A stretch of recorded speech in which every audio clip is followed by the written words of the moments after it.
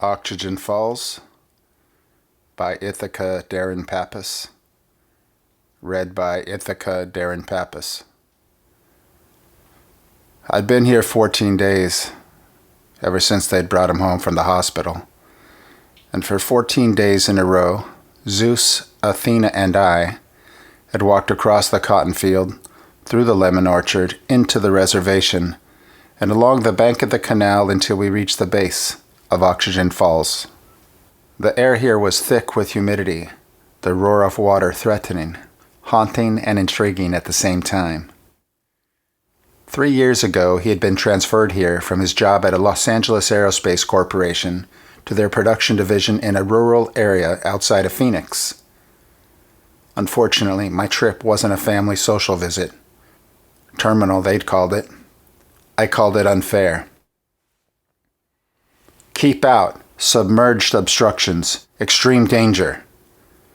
These faded red letters on a now rusted-out piece of white sheet metal had been a never-ending subject of controversy and speculation between Niles, Joe, and I during every holiday we'd spent together since Pops and April had moved here. The sign was posted on the first of 2 parallel barbed wire fences guarding potential victims from the hazards of the falls behind them. Oxygen Falls, in actuality, was a 100-foot-high aerator weir slope just downstream from the Red Mountain Dam on the Saguaro Indian Reservation.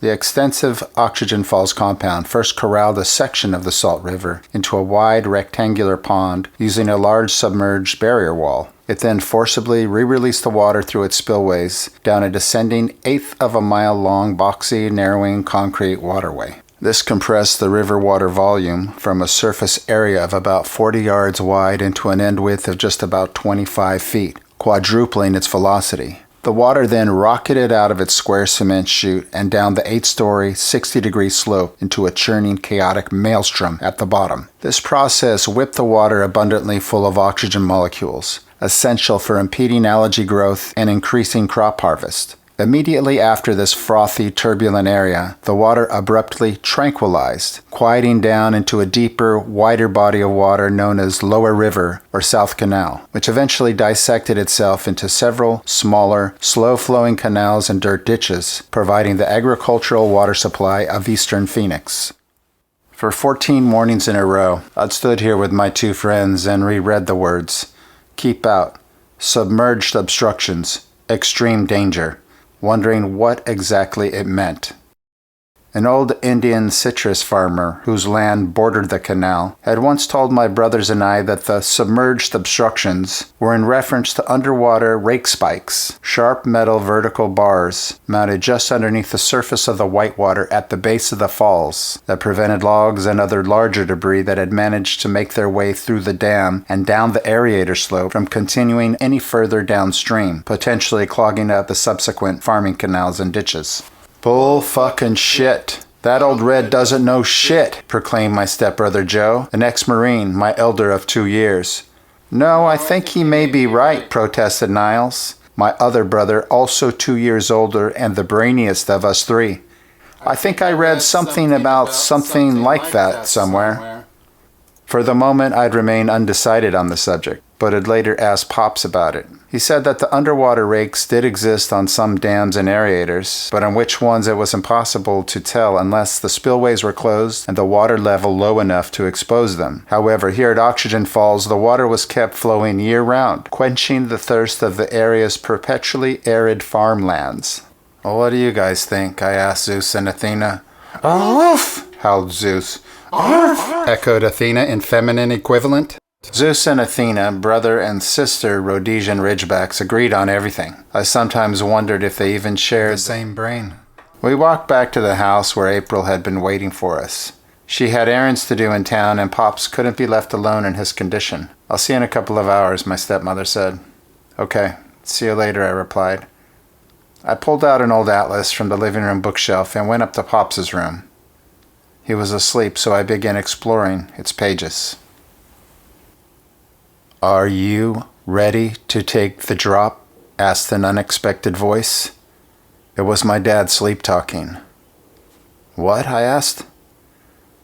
"Are you ready to take the drop?" he repeated. I wasn't exactly sure what he meant, but even though he was unconscious, I somehow knew that the question had been directed at me. Yeah, I guess so. What about you? Yes, he whispered with a slight smile, as he drifted into a deeper sleep. A sleep which he never awoke from. He died in a peaceful way,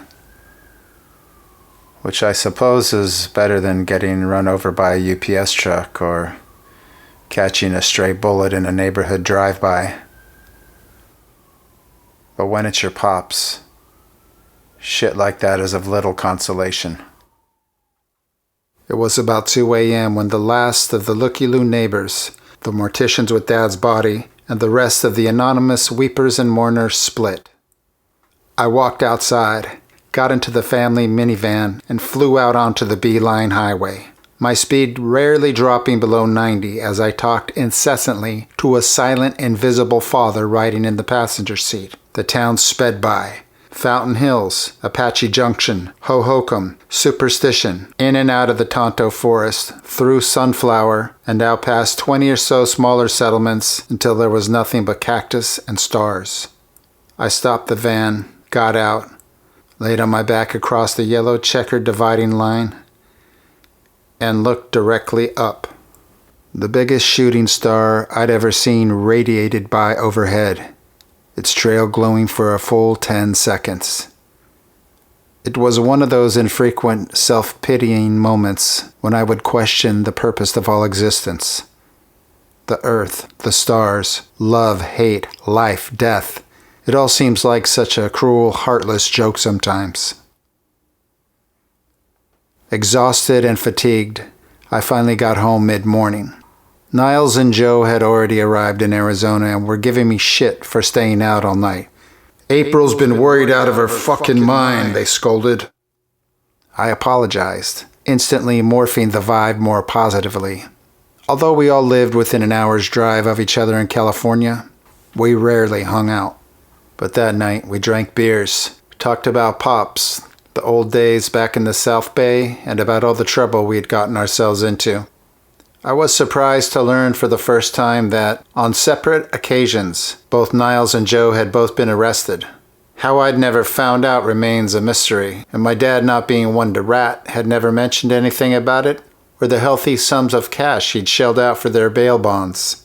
However, I wasn't being as open with my older brothers as they were being with me, and hope Pops had been as equally discreet about my own personal fuck-ups.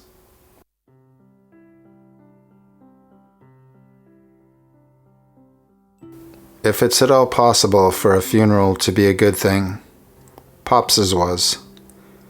The youngish priest, Father Paul, had been a good friend of my dad in April and spoke to us with his eulogy, not at us. His message was very personal, almost completely avoiding any corny, generic post-death sermonology. He even played an acoustic from the heart, slightly altered cover version of the Phil Coulter song, The Old Man.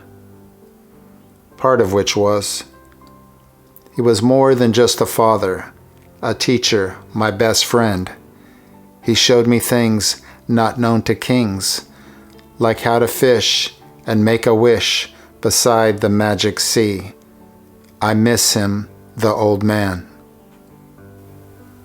Toward the end of the service, Father Paul had said something that stuck into my head like a nail. He'd spoken directly to Niles, Joe, and I. Your father, being the man that he was, would want you to go on with your lives, living them to the fullest. On the ride back to Pop's and April's crib, that last part kept playing and replaying in my head over and over again. Living them to the fullest. For me, in contrast to the urban hell I'd inflicted upon myself 4 years earlier by moving from the beach into Hollywood, living life to the fullest still meant getting into the ocean regularly, something I'd been less than successful in accomplishing lately. Of my last several attempts, on one, I'd borrowed and broken in half a friend's favorite board. On another, I'd contracted a hideous bacteria-caused ear infection. And on my last try, while speeding west down the Santa Monica Freeway at 6 a.m. to surf what I later heard was uncrowded, absolutely perfect 5-foot Topanga, I rear-ended a station wagon full of Guatemalan cleaning women en route to the Beverly Hills mansions they were to immaculate. Coincidence? Maybe. Regardless, I felt the almighty Poseidon had put some kind of restraining order on my surfing rights. I decided to lay low for a while and had been surviving strictly on a surf mag fix. When we got back to the house after the funeral, I began frantically searching the hall closet, then the garage, then the tool shed, and finally found it behind the jacuzzi pumps next to the pool. I unfolded the yellow moldy plastic, revealing a round inflatable swimming pool raft about 4 feet in diameter. It resembled the giant holeless donut, complete with a circumference of bright pink nylon rope secured around the top of it to use as leverage in case you encountered any dangerous turbulent conditions within your chlorinated utopia. Joe, stoned as usual, came outside and after several minutes of amusedly watching me try to inflate the damn thing, offered, "I think there's a compressor in the garage, bro." Soon I was running, holding the inflated raft clumsily on top of my head. Across the cotton field, through the lemon orchard, into the reservation, along the bank of the canal, and up the long hill until I was in front of the double security fences at the upper backside of the immense cement structure. I frisbeed the raft over the first fence, climbed it, then tossed it gently over the second, this time barely clearing the sharp barbs. Seconds later, I was standing above the rushing, funneling channel of water leading to the drop. I prepared to make my jump, then hesitated. I set the raft down, walked along the ridge of the canal to the top of the falls, and took a long last look down to the bubbling cauldron of frothy water at the base, only imagining what actually lay beneath. In the far distance, I saw Niles and Joe charging up the riverbank, yelling as they ran, both armed with about a mile of safety rope. As they got closer, I realized Niles was shouting something about the rake spikes and the possibility of drowning in the current. "You could die, asshole," he shouted, barely audible above the rumble of water. "That's okay," I yelled back. "I don't give a fuck." Frenzied, I ran back to the raft and grabbing it, hurled myself the 10 feet off the vertical embankment and into the racing 30-mile-an-hour current below. Landing on the raft but losing hold of the rope attached to it, I was swept violently downstream, spinning like a top. Dizzy and panicked, I had only one conscious thought, going straight down as I went over the falls, or I'd surely be discovering the truth about the rake spikes head first. At the last second, I somehow managed to get it together. Getting hold of the rope, I was able to stop the spinning and lift the forward side of the raft into a kind of up-curved bow, then went straight over. "Shit!" I shrieked, flying down what could be comparable to dropping into 100-foot Waimea Bay on a giant vinyl apple fritter, my stomach making an ambitious attempt of escaping up through my throat. Fuck! My velocity was multiplying all the way down. Shit! Below me somewhere through the spray, I caught a millisecond glimpse of Niles and Joe near the base, looking like cowboys preparing to rope cattle. By the end of the drop, I had accelerated to the point that the raft wasn't even really connecting to the water surface. With the point of impact rapidly approaching, I strained to make a last effort to get the front of the raft up as high as possible and swoosh! Like going over a ski jump, I blasted right up and over the top of the bubbling aquatic chaos, airborne for at least 15 feet, safely above the submerged spikes, and then sent skipping like a thin stone on a puddle, another 15 feet into the calms of the South Canal.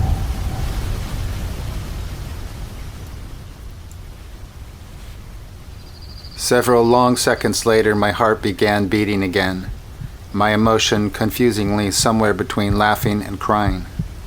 I ignored the rope Niles and Joe eventually tossed my direction, the thundering sound of water leisurely dissipating behind me.